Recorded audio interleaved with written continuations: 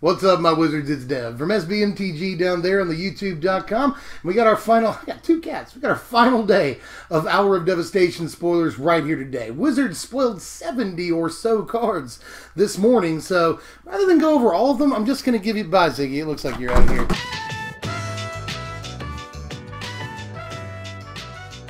Knew it couldn't last long. Anyway, today we're going to give you our top 20 cards from the day. Again, there were so many cards that I don't think we have time to go over all of them, so instead I'm just going to give you our favorites. Let's kick off the top 20 with an honorable mention, because you guys know by now whenever I do a list, I gotta do that. So my honorable mention today is Frilled Sandwalla, mostly because it's a Basking Root Walla that you'll never cast for 0. So that doesn't make it anywhere near as good, but still, it's a call out to Basking Root Walla, so I gotta mention it because that's cool. But I'll kick off the actual list at number 20 here with a card that caught my eye as just an interesting little draft common, and that is Spellweaver Eternal. Spellweaver Eternal is 2 mana, that's 1 and a blue for a 2/1 zombie Naga wizard with prowess and afflict 2. So it's common, it's 2 power for 2 mana, and 2 keyword abilities, one of them being prowess, meaning that this can get relatively big sometimes. And if it gets to 4 power, your opponent might want to block it, but even if they do, they're taking a couple of damage. That's a really, really aggressive creature. 2 keyword abilities on a bear, at least in limited, is pretty good. And I love that it's common. You'll get a couple of these in draft. Most of the cards I talk about today are going to be good in the limited format. There weren't a whole lot of constructed standouts today, and I'll be sure to point them out when I get to them. But these first couple of cards especially are mostly going to be limited all-stars, including something that might actually be better than it looks, Riddle Form. Riddle Form is 2 mana, 1 and a blue. Again, with that casting cost, it's an enchantment. Whenever you cast a non-creature spell, you may have Riddle Form become a 3/3 Sphinx creature with flying in addition to its other types until end of turn. And you can pay 2 and a blue to scry 1. Well, 2 mana investment in a 3/3 flyer sometimes is pretty good, honestly. In limited, that seems decent, and it's a mana sink late game that fixes your draws, which is actually really powerful when you're in a war of attrition and you're just top decking against one another. You know, being able to scry and sink 6 mana into this in very late turns to make sure that you draw something nice, not a bad deal at all, and on top of all that, it can sometimes fly over for 3. Like, what's not to like? It's decent. At number 18 is another all-star limited flyer. This is Dauntless Aven right here. He's 3 mana, 2 and a white for a 2/1 bird warrior with flying, and whenever Dauntless Aven attacks, untap target creature you control. So this works with Exert exactly the way you want it to. You know, all creatures attack essentially at the same time, and then you just stack triggers. You know, Exert, and then untap one of your dudes. So that's cool, and it's, you know, basically Windrake stats. 3 mana, 2 power flyers are usually very playable and limited, and this too is common. There's a lot of power commons for limited today on this list. Here's number 17 right here. This is Wall of Forgotten Pharaohs. It's 2 mana for a 0/4 artifact wall. It's got Defender, and you can tap it to have it deal 1 damage to target player. Activate this ability only if you control a desert or there's a desert card in your graveyard. This is low-key one of my favorite Deserts Matter cards of like the entire set, you know, and in limited it's not going to be hard at all, especially in draft, to draft up that desert deck, you know. You get a few deserts and start rocking and rolling, and this guy can ping for a damage every turn, and he can do that at the end of the opponent's turn, so you can still leave him up to block all turn, and he's only 2 mana for a dude with a 4 butt. Pretty decent. He's going to be able to block safely most of the game, and in the early game he blocks amazingly. So really kind of a fan of this, and even though it's probably great just in the limited, the draft Deserts deck, still might have a place in the budget Deserts deck, because that's going to have to be a thing. At number 16, here's Dunes of the Dead right here. It's a desert. We were just talking about those. You can tap it for a colorless, and when it's put into a graveyard from the battlefield, create a 2/2 black zombie creature token. So this seems pretty good with stuff that makes you sacrifice land, you know, like immediately you think the Gitrog monster, and then you can get this back every turn with Ramanap Excavator. So it's like, huh, that seems decent. You get a 2/2 literally every turn if you want to, so that's seems decent, at least. Again, in the Deserts Matter deck, this is probably going to see some play if we have a way of getting deserts into our graveyard, and we certainly will, other than just cycling them, because the deck seems to want to do that a lot. Moving on to number 15, here's Jeru's Renunciation right here. It's 2 mana, 1 and a white for an instant. Tap up to 2 target creatures. You can cycle it for a white. Decent tempo swing, I guess. You know, it's a pseudo fog in early turns for decks that want that. It can also help you get a couple of your dudes through, so that's not bad at all. And it cycles for a white, which I think is the only reason that I put the card up here to talk about whatsoever. I mean, these first 10 cards are all kind of iffy. Some of them are limited all-stars. This, I think, is right on the cusp. I'm not sure how amazing it is in limited. Tempo stuff like this, it just taps creatures. I don't usually care that much about in limited, but certain standard decks that care about cycling and want to hold off the opponent's attack step might be interested in this card, so I don't want to leave it out. Here's Saving Grace right here. It's 2 mana, 1 and a white for an enchantment. It's an aura. It's got flash and it enchants a creature you control. When Saving Grace enters the battlefield, all damage that would be dealt this turn to you and permanents you control is dealt to enchanted creature instead, and that enchanted creature gets a +0/+3 boost. Now, I'm not exactly sure how awesome this card is. It probably is just a fog that requires you to sacrifice a creature. I'm not really sure how I feel about that. Although it's a one-sided fog, you know, it's prevent all combat damage or damage period that would be dealt to you and guys you control. But your dudes still do damage to their guys in combat. So, in some narrow situations, this looks like it might be okay. I do like that it has flash an awful lot. That seems cool. But again, probably just amounts to a fog that makes you sack a creature, which doesn't sound great, but again, I wouldn't necessarily count it out. Number 13, this is Aerial Guide right here. He's 3 mana, 2 and a blue for a 2/2 Drake with flying. Whenever Aerial Guide attacks, another target attacking creature gains flying until end of turn. So this is just a strictly better Windrake, you know, it's 3 mana, 2/2 flying, that's Windrake. Always good and limited, but this one gives another creature an evasive ability whenever it attacks. That's just so good. And again, with this, it's common. You should be able to pick up a couple of these. Even in sealed, that's entirely likely. In sealed, you might get more than 2. It's possible, at least. So this thing, this thing makes blue look pretty attractive in the limited environment. Big fan. Number 12, we've seen a lot of white and blue on this list so far, so let's talk about some other colors. This is Blur of Blades right here. It's 2 mana, 1 and a red for an instant. Put a -1/-1 counter on target creature.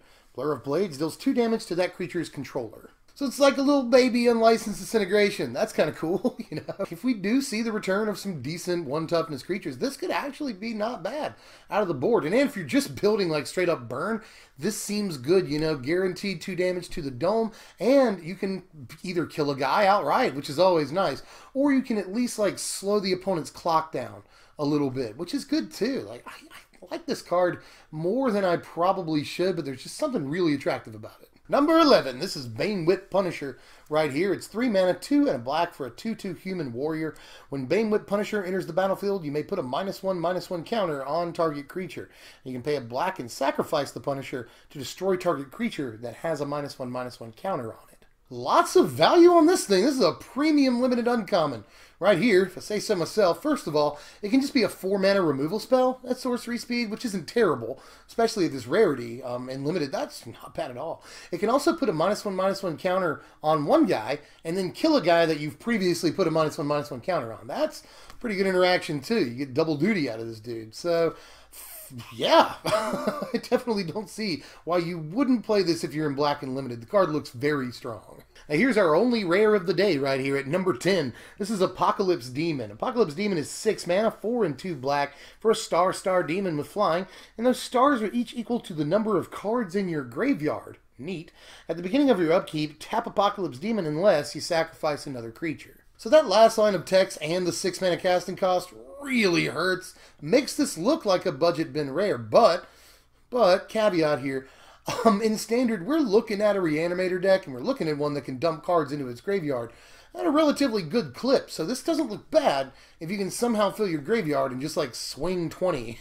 You know, not bad, although we have, of course, as always, I gotta say this, we have seen a good amount of graveyard hate in this set so far. So if graveyard strategies become a thing, so will sideboards that include graveyard hate. And that kind of shuts a card like this out of the format. And it's probably only good in reanimation strategies. So there's that. And it all depends on if reanimator strategies are hard up for a good reanimation target. Right now we got Razaketh, so I'm not really sure how much we want this. But again, if we can put a bunch of guards in our graveyard and swing for their life total, probably worth taking a look at. Number 9, this is Unconventional Tactics. Right here, it's 3 mana, 2 and a white for a sorcery. Target creature gets +3/+3 and gains flying until end of turn. Whenever a zombie enters the battlefield under your control, you may pay a white. If you do, return Unconventional Tactics from your graveyard to your hand. So this card is dumb. In Limited, this card is pretty ridiculous. I don't necessarily like the sorcery speed on it. Really wish that it was more of a combat trick. But still, +3/+3 in flying is a huge boost. Even one time to a creature in Limited, that's not bad at all. And the fact that you just pay an extra white whenever a zombie enters play, like whatever. That seems very easy to do. We've got a bunch of white and black creatures that are just naturally zombies in this set. Plus, we've got Eternalize in this set, and you'll get one pack that has Embalm creatures in it, Amonkhet. So, it won't be at all hard to get a few zombies in Limited. At all. So, not like unrealistic to think you'll cast this 2 or 3 times or more even over the course of a Limited game. So, big, huge fan of that. Flying is always good in Limited. A buff like that is always good, almost period. So, I don't think it's going to see a bunch of standard play or anything, but be on the lookout, man. I don't care for the sorcery speed. 3 mana is an awful lot, but a recursible +3/+3 in flying, it should at least be on your radar, is all I'm saying. The fact that this can come back whenever, by the way, it could have just as easily been whenever you cast a zombie spell. This is whenever one enters the battlefield, which is much easier than casting a zombie. So I'm on the lookout for it, man. This card looks fairly strong. Number 8. This is Beneath the Sands right here. It's 3 mana. A lot of these cards are 2 and 3 mana today. It's 2 and a green for a sorcery. Search your library for a basic land card, put it onto the battlefield tapped, and then shuffle your library. You can cycle it away for 2 mana. So 3 mana ramp spells are usually okay, but they'll usually do more than just get a land tapped for you. You know what I mean? This is Pilgrimage and such. This, I'm not 100% sure about its playability, but I will say that late in the game, when you top deck it, you can at least cycle it away. And in a ramp deck, you'll theoretically have plenty more mana to cast whatever you draw, given that it's not a land. So I do like that. You know, it's a ramp spell that once it's outlived its use, really, in a ramp deck, like turn 7, you know, you'll top deck it. It still has some use. Cycle it away. Plus, you know, things like this and the white card, Jeru's, whatever it was, that was way higher up the list. I pay more attention to these now that Abandoned Sarcophagus is in the format, because all of these cards get a little bit better with Sarcophagus hanging around. Number 7 on my list, and yeah, this card is all the way up here at number 7, is Cunning Survivor. It's 2 mana, 1 and a blue for a 1/3 human warrior. Whenever you cycle or discard a card, Cunning Survivor gets +1/+0 until end of turn, and can't be blocked this turn. The only reason I'm so excited about this card, and it's like all the way up here on my list, is because it's a common, which means it could be a pseudo win condition in like a pauper cycling deck. There's a bunch of common cards that cycle. So you have a bunch of lands that do it too. So this looks really nice. And it's whenever you discard cards too. So things like Cathartic Reunion or Tormenting Voice like works really well with those too. And obviously anything with cycling, especially stuff you cycle for just like 1 mana. This looks really, really hot with. So can't wait to try it out in pauper and see what we can do with it. My number 6 is Vial Manifestation. This is 2 mana, 1 and a black for a 0/4 horror. And Vial Manifestation gets +1/+0 for each card with cycling in your graveyard. And of course, you can cycle it for 2 mana. How I wish this were common so that it could go with Cunning Survivor in pauper. But it's not common, but I did want these 2 cards to appear on the list together. It just seems to make sense. And this could actually go somewhat well maybe in the New Perspectives deck, because that deck, you know, routinely, once it starts going off, that deck routinely has like 20 cards in its graveyard with cycling. So this could get really, really, really big. And if you can find a way to like give it haste or something, then you just swing that turn for their life total. But usually New Perspectives doesn't go off until turn 5 or 6, so probably going to be able to block it. So I'm not really sure how incredible the card is or anything, but in the right deck, it could definitely get up to like over 10 power. It's not even that much to ask, honestly. So I'm a fan. I like that it's just, you know, it's a 0/4 for 2 mana, so it's at least going to sit there and block while its power starts getting, you know, big. So, you know, I think the card's not bad by any stretch, and at least in maybe a budget cycling deck, this would be a really neat creature to include. It's not Tarmogoyf or anything, but it could theoretically get bigger than Tarmogoyf. My number 5 is Striped Riverwinder right here. It's 7 mana, 6 and a blue for a 5/5 hexproof, and you can cycle it for a blue mana. This doesn't look like much of anything at first glance, but people are saying that in Modern, this could actually make it into the Living End deck if that deck wants to add a color, which I don't know if it's ultimately going to be worth it, but a 5/5 hexproof for essentially 1 blue mana and draw a card is, one of the best deals I've ever heard of. So, like, the deck might want to play it. My number 4 is Countervailing Wins right here. It's 3 mana, 2 and a blue for an instant. Counter target spell unless its controller pays 1 for each card in your graveyard. Or you can cycle it for 2 mana. I've seen a lot of those. So this is essentially circular logic, but instead of madness, you can cycle it. So that makes me pay attention to it because circular logic is a pretty good card. You know, but logic is pretty good because it can be played for 1. This doesn't have that, you know, and you could make the argument that other 3 mana counter spells are probably better. Like right now, I think Spell Shrivel is a better card than this, but Spell Shrivel rotates in like 3.5, 4 months. So when it's gone, maybe. I mean, we'll still have some other things, but at the same time, it shouldn't be too hard to have a couple of cards in your graveyard by turn 3, you know. Even in a control deck, which is where you're obviously going to be wanting to play this, and in the cycling deck, shouldn't be too hard at all either. You get 2 or 3 cards in there by turn 3. So I don't think the card is terrible, and I don't think that, well, let me say this. I think it scales better than other counter spells like it, you know, because especially in a control deck, by the time you get into the later turns, this will essentially be a hard counter. You know, they're going to have to pay 6 to 10 mana. So it seems pretty decent even in the late game, which counterspells like this usually don't have that going for them. So I'm paying attention to the card. Right now I think there's probably better stuff, but paying attention to the card, especially post-rotation. Here to kick off the top 3 is Firebrand Archer. It's 2 mana, 1 and a red for a 2/1 human archer. Whenever you cast a non-creature spell, Firebrand Archer deals 1 damage to each opponent. So for the next few months, this is essentially more copies of Thermo Alchemist, kind of. You know, and I like that about it. You know, in the 8 Alchemist deck, this looks pretty freaking sweet. So we're definitely going to make that a thing, hopefully, because 8 Alchemist is that, honestly, like, I'm excited. Because, like, just 4 Alchemist Burn is already not the worst deck ever, especially on a budget. And this right here is, you know, look at the rarity on this. It's going to be really easy to get 4 of these. So, huge fan. Can't wait to try this deck out. We're going to be burning fools for days. My number 2 is a reprint, and this might really actually be the best card for constructed play on the day. My number 2 is Unsummon, and I feel silly reading Unsummon to you because you should know what it does. It's just a blue mana for an instant, return target creature to its owner's hand. Classic. Now, this is actually bomb removal in a format that's got eternalized creatures and like a bunch of other tokens aside from eternalize and embalm creatures in one pack for that matter too. So bunch of tokens in this format, and limited at least. So this is straight up 1 mana instant speed removal against like eternalized dudes. That's just fantastic, and it probably ends up seeing play in standard. I'm not lying. No joke here. Seriously, just 1 mana for this effect has always been one of the best deals in Magic. And a lot of people like don't get Unsummon, but this is a fantastic card. And there's always the oldest trick in the book where you unsummon one of their guys and then counter it when they go to play it again. Whoops. So, like, you know, I guess that things like Disperse and the Aftermath card we just saw, and like Compelling Deterrence, they could be said to be better than this because of the wider breadth of targets. But 1 mana is a ridiculous deal because you can just squeeze this in on top of other plays that you might want to make. You can do this on turn 3 in control and still have mana to counter something. Just really, really important card Unsummon has been throughout Magic's entire history, so I would not be surprised to see it see some standard play.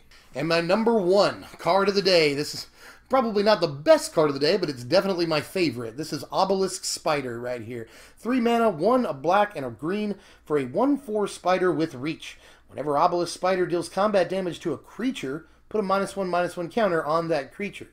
Whenever you put 1 or more -1/-1 counters on a creature, each opponent loses 1 life and you gain 1 life. So, 3-drop for the Hepatra deck. Definitely, right? Like, I think this is probably better than a lot that you have. I mean, you've got like Nest of Scarabs and Plague Belcher probably in that deck.